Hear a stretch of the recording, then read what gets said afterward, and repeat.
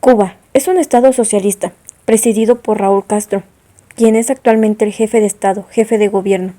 Aunque el Partido Comunista de Cuba es reconocido constitucionalmente como el único partido político legal, no cumple con las funciones que tienen estas organizaciones en estado multipartidistas, puesto que no se presenta a elecciones ni propone o elige candidatos.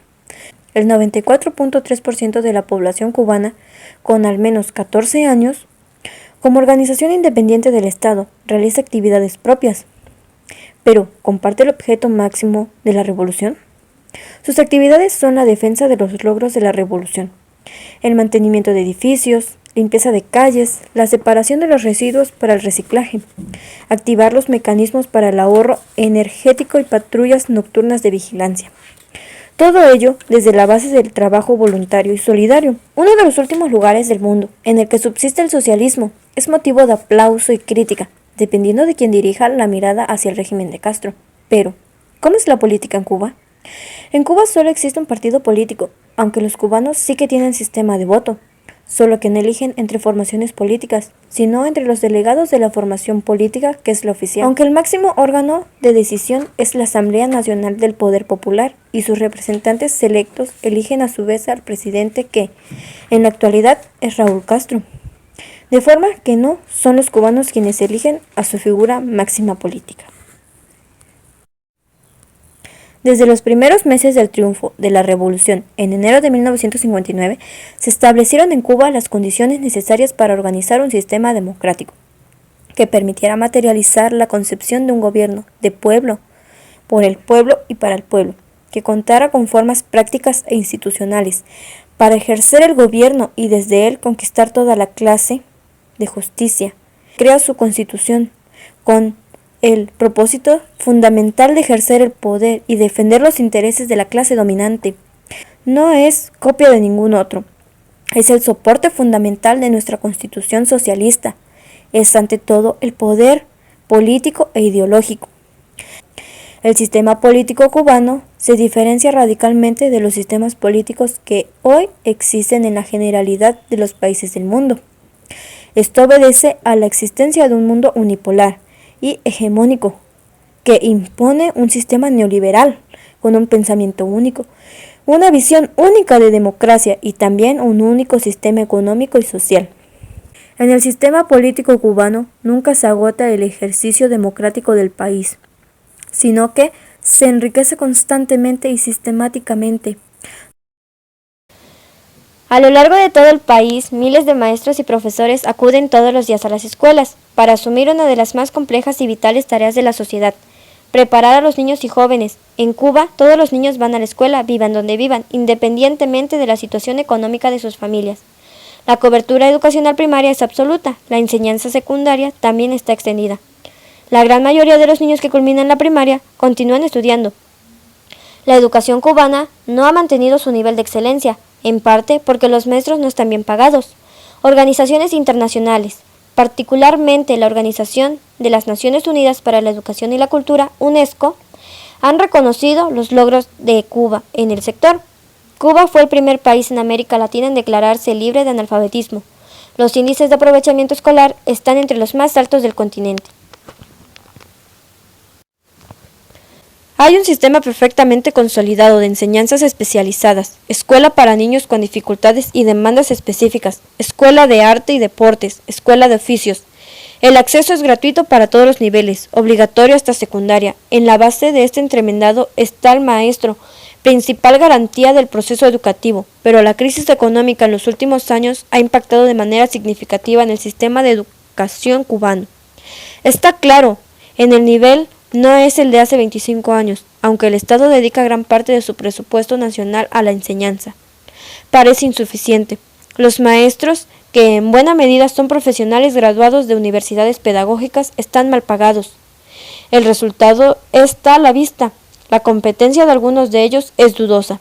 El oficio no siempre está sustentado por la valoración y la capacidad.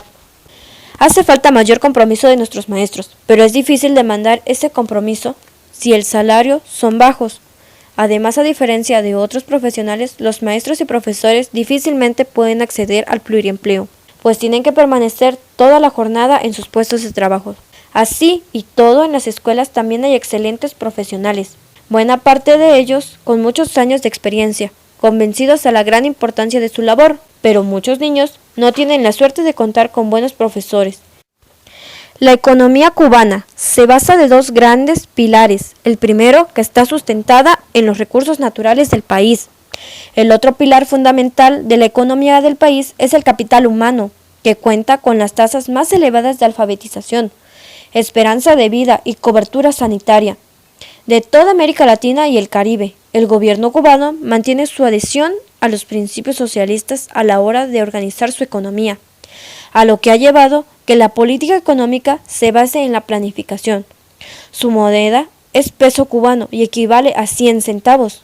También cabe mencionar que tiene deudas externas como por ejemplo debe 20.8 mil millones a Rusia, 0.9 mil millones a Rumania y 0.2 mil millones a Hungría.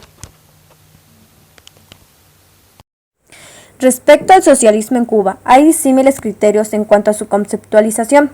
Algunos lo llaman la utopía cubana, otros lo definen como el proyecto cubano, también lo argumentan como camino cubano. Es cierto que el socialismo es una utopía, pero alcanzable. También es cierto que lo constituye un proyecto que se está realizando. También es un camino, pero que lleva un largo tiempo y transitarlo en su construcción. A partir de la década de 1990, Estados Unidos arreció el bloqueo contra Cuba con las leyes Torricelli y Helms, con el objetivo de destruir el socialismo en Cuba. Ello desembocó en una crisis económica profunda en Cuba y otros problemas que la acompañaron. Cuba tuvo que tomar un sistema de medidas para salir de la crisis, que es un conjunto. Los cubanos lo denominaron periodo especial. Pero la recuperación económico-social es un hecho real, y a pesar de todos los problemas pasados y presentes, tenemos y tendremos socialismo. Podemos atenernos a determinados rasgos que tipifican el socialismo en Cuba. Poder político en manos del pueblo trabajador.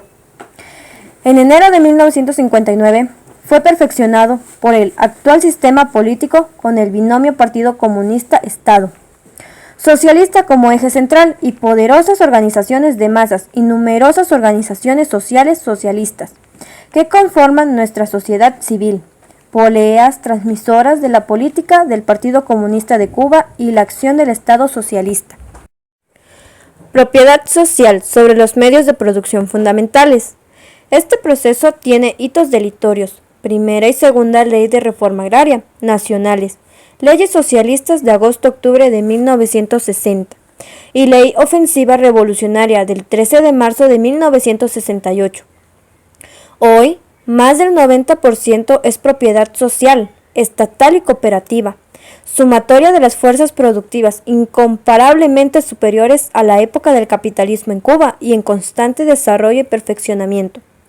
Nuevas industrias, carreteras, ferrocarriles, escuelas, hospitales, centros científicos productivos y sobre todo alta calificación de nuestras fuerzas de trabajo, que se incrementan en cantidad y calidad de la universalización de la universidad y todo el sistema educativo cubano, a pesar del impacto negativo de la crisis económica mundial y otros factores externos o internos. Justicia social. El primer impacto de la justicia social fue la toma del poder político por el pueblo trabajador. Le siguió la propiedad social sobre los medios productivos fundamentales, el desarrollo de las fuerzas productivas, la igualdad real, la educación, la cultura, deportes, seguridad social. A estos rasgos hay que agregarles el apego al cumplimiento de la ley económica fundamental del comunismo, del socialismo como en su primera fase. Producir para la satisfacción de las necesidades y espirituales siempre crecientes a toda la sociedad y a cada individuo. Durante el periodo especial, a nivel de satisfacción de estas han descendido. Es obvio en las circunstancias ya señaladas, pero las inexplicables para la vida se han preservado. Con la recuperación económica que se está experimentando gradual y progresivamente, el sistema político, económico y social, el socialismo cubano, ha ido incrementando el nivel de satisfacción de las prioridades y necesidades de la población. Pero las aplazadas durante 20 años todavía son muchas. El trabajo creado conscientemente, organizado y eficientemente es la fórmula mágica. No hay otra. También ha sido importante conjugar armónicamente los siguientes principios de distribución socialista. De cada cual según su capacidad, a cada cual según su trabajo. Este es uno de los elementos más deteriorados. Se ha dado paso firme para su recuperación, pero todos han sido inexplorablemente por el incremento de la productividad del trabajo. Comunista. De cada cual según su capacidad, a cada cual según su necesidad. Pero en el socialismo tiene que aplicarse de forma diferente, con las personas, familias y grupos sociales que les corresponda según su situación. Específicamente de cada uno, es eliminar gratitudes indebidas.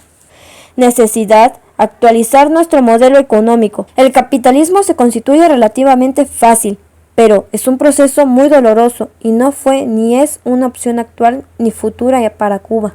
Sería un suicidio admitirlo. El socialismo es difícil para construir, pero glorioso y factible cuando se empeña en las tareas